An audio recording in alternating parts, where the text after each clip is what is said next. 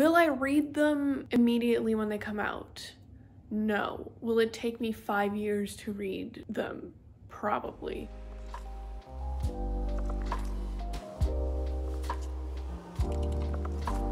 Hi, hello, how are you? My name is Alex. If you're new to my channel, welcome. I'm so happy to have you here. I like to talk about books if it wasn't already apparent. And if you're coming back, we're best friends now. You already know how this goes. I decided to film a video where I talk about my most anticipated book releases of 2023. And there might be books that are not on this list, and that's just because I don't know that they're coming out yet. Like, I don't know about them, so maybe future me will be excited about them, but these are just ones that I do know about. These are ones that I'm aware about. It's only like 15 books or something like that. Will I read them immediately when they come out? No. Will it take me 5 years to read them? Probably. But it is what it is. I'm still excited for them to be released. I'm still looking forward to hearing people's thoughts on them. And there are a couple of books that I actually have pre-ordered because I'm like super hyped for them. I want to support the author, I want to support the publisher, and all of that good stuff. Now, before we get started, I just want to make note that 2 of the books that I talk about are published by HarperCollins. The HarperCollins union employees, they've been on strike since November 10. I believe the day that I'm filming is day 65 of the strike. And this was after 11 months of negotiation and bargaining. Pretty much the union employees want better pay, they want a greater commitment to diversity within their teams, and they also want stronger union protection to be provided to them. I will link a little Linktree thingamajiggy to connect you to the HarperCollins union social media, donation links, a bookshop.org link, an open letter, so go and show your support. Okay. It's February, so let's start with the February releases. So the first book that I have on my list is one that actually came out yesterday, February 7th, even though you're watching this a few days later. And that's The Big Swiss by Jen Bagan, which I've been calling The Big Cheese ever since I accidentally referred to it as The Big Cheese, but now that is the title of the book officially. So I read one of Jen Bagan's books almost a year ago now. It was Pretend I'm Dead, and I received it as part of a book subscription that I was doing with a local indie bookshop in the city. And I really liked her style. I had never heard of Jen Bagan before. I hadn't heard about her books, but Big Swiss seems to have like a lot of hype around it. I see a lot of people that had been reviewing advanced readers copies and people that read it immediately when it came out. And basically this book is about a sex therapist transcriptionist who falls in love with one of her patients while listening in on her appointments. And then the transcriptionist and the patient, they accidentally bump into each other like by chance, and a whole love affair ensues after that. I heard great things about this one. Like I said, I really like Jen Bagan's writing style. It's very blunt and to the point. I'm looking forward to exploring her other books and just seeing what more she has to offer. On the 21st of February, Users by Colin Winnett is coming out. So this book has been described as like a techno literary story. And it's about this guy that he's like a video game developer, and he's creating this virtual reality that's like essentially the perfect life.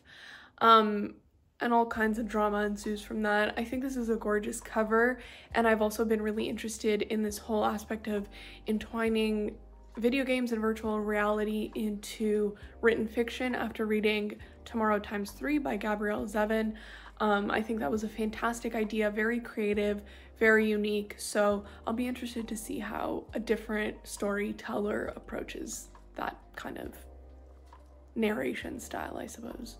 Then, on the 23rd, A Day of Fallen Night by Samantha Shannon comes out. This is the prequel to A Priory of the Orange Tree. And if you've been on my channel before, you know I love The Priory of the Orange Tree. It was the first book I read last year. I devoured it in like 8 days, which is truly a feat for me considering it's like a 900-page book. And soon after I had finished reading it, Shannon announced that she's releasing another book within the series, and that's the prequel. So I immediately pre-ordered it the day she announced its release, and I will be getting it in the mail at the end of the month, and I cannot wait to read it. I'm so excited.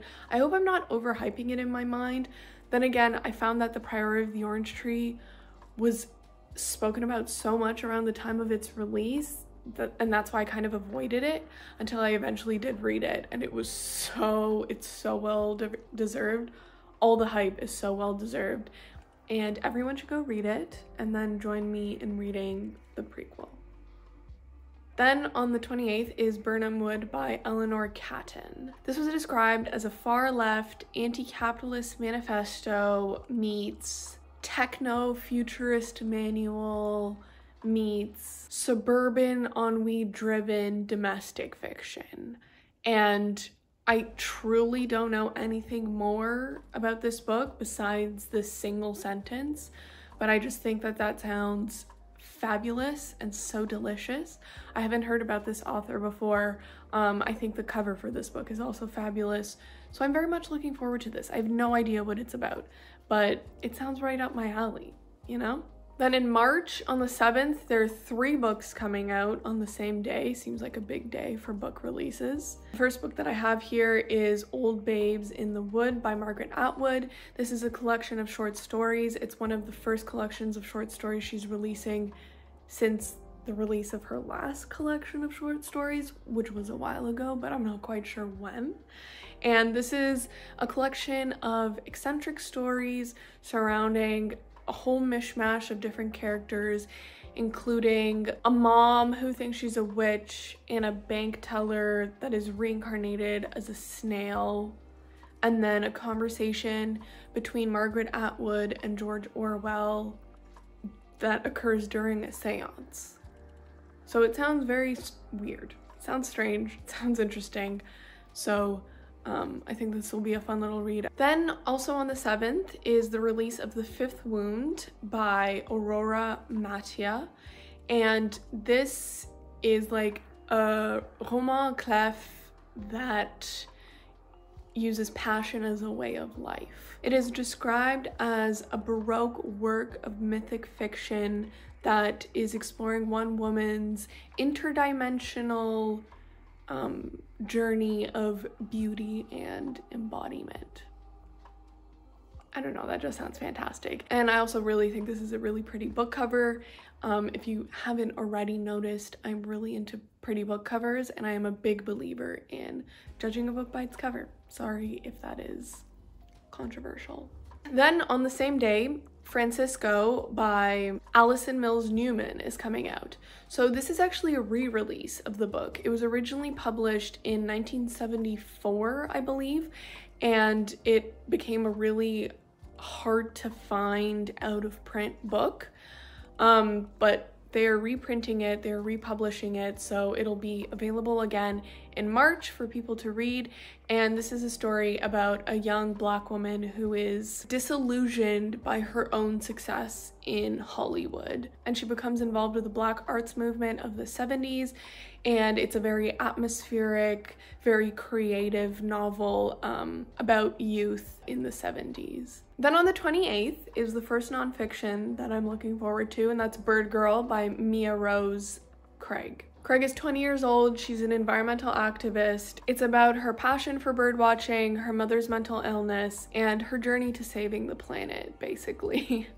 Then also on the 28th, Evil Eye by A Tough Room comes out. Now this is published by HarperCollins, so if you do want to order the book, please order it through the bookshop.org link that is associated with the union to support the union. So this book is inspired by The Evil Eye, which is this supernatural belief that a curse can happen from a malevolent glare, essentially. And it's something that many different cultures believe in.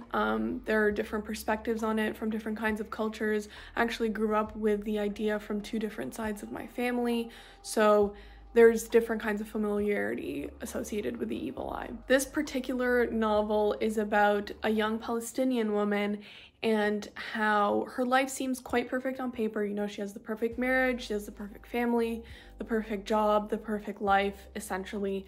But she has this underlying feeling of dissatisfaction. And I think themes like that are really interesting to put under a lens, especially when it comes to young women. And I think it'll be cool to read more Palestinian literature this year. Then for April, on the 18th, The Last Animal by Ramona Ozabel comes out. And this is a really interesting book, both for me as someone that enjoys reading fiction as well as someone in environmental science, because this is about a mother and her two daughters and their journey to the Arctic in hopes of reviving the woolly mammoth as a species. And they do stumble upon an almost perfectly preserved woolly mammoth, and it's all about their experience trying to revive this one creature and thus its entire bloodline. Reversing extinction is a really interesting concept. It's very controversial in the environmental field of sciences, and it's a really curious subject to dissect on, and I think it'll be a really cool fiction plot to read. And then on the 25th of April, The Skin and Its Girl by Sarah Cipher comes out, and this is a Palestinian generational story on sexuality and identity and family.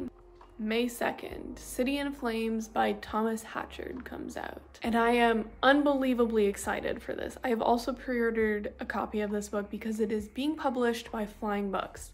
Flying Books is an independent publisher slash bookstore slash writing school in Toronto. And they're one of my favorite places to go. The people that work there always have great book recommendations, and they've been publishing these phenomenal books. The first one was Happy Hour by Marla Granado. Then there was Good Girl by Anna Fitzpatrick, and coming soon is City of Flames. I think the cover is gorgeous. I think all the covers they create are gorgeous. And this is a dystopian love story that is an eerie reflection of our current times.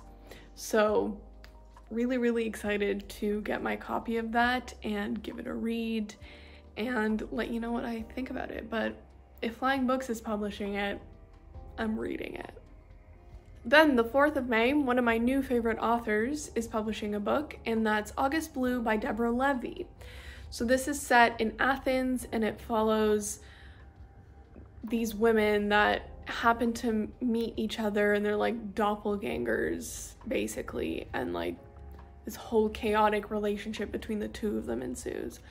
I don't really know, but I will read anything Deborah Levy writes because I think her writing style and her narration approach is absolutely fantastic. I really loved reading The Cost of Living and Hot Milk, which is one of my favorite books. So super looking forward to it. And then on the 16th of May, another nonfiction, A Life of One's Own by Joanna Briggs. So following her own divorce, she reflects on the history of 9 other female writers that reclaim their own life. And basically what this book asks is, does domesticity exile women from artistic and experiential freedom? Which I think is a really interesting question to ask. Fewer young people are getting married, fewer young people are having children. A lot of women are choosing their careers over motherhood, and I think it's a really interesting question to ask, and I'm really looking forward to seeing how Briggs explores it within herself and through the lives of 9 other female authors. Then June 16, the translation for the Postcard by Anne Berest comes out. So this is originally written in French, and it's essentially an autofiction about this writer who lives in Paris, and she receives a postcard with 4 names written on it. So I'm really interested in reading this. I think I'd like to read it in French because I do like reading French literature in French. I know I say that a lot, and then I read like 1 French book a year, but I'm going at my own pace, so it is what it is. Yeah, that's all I really know about it, but I think that's a really interesting concept for a novel. And I really do like autofiction. I think it's really interesting to read about people's lives, but in a fictitious manner, and you learn more about the author, but then you also can't really detach the reality from the fiction, which I think is interesting. Then on August 22nd, River Moma comes out by Zalika Reed Benta. This author wrote Frying Plantain, which I haven't read yet, but it's been on my list for a while. She's a Toronto author, and basically the story is inspired by Jamaican folklore following a young woman having a quarter-life crisis while exploring the streets of Toronto. And then last but not least, we have A Light Most Hateful by Hailey Piper. So I recently read one of Hailey Piper's books, which was recommended to me by the people that work at Little Ghost Books, which is the horror bookstore in Toronto, and it was fantastic. It was a cyberpunk horror novel, and it was just fabulous. And this new book is about the mind-bending, terrifying exploration of female friendships and the lengths we would go to for the people that we love. And it was described as like Bunny meets Stranger Things, which is a really interesting pairing because I guess they're both like fantasy horror, but not.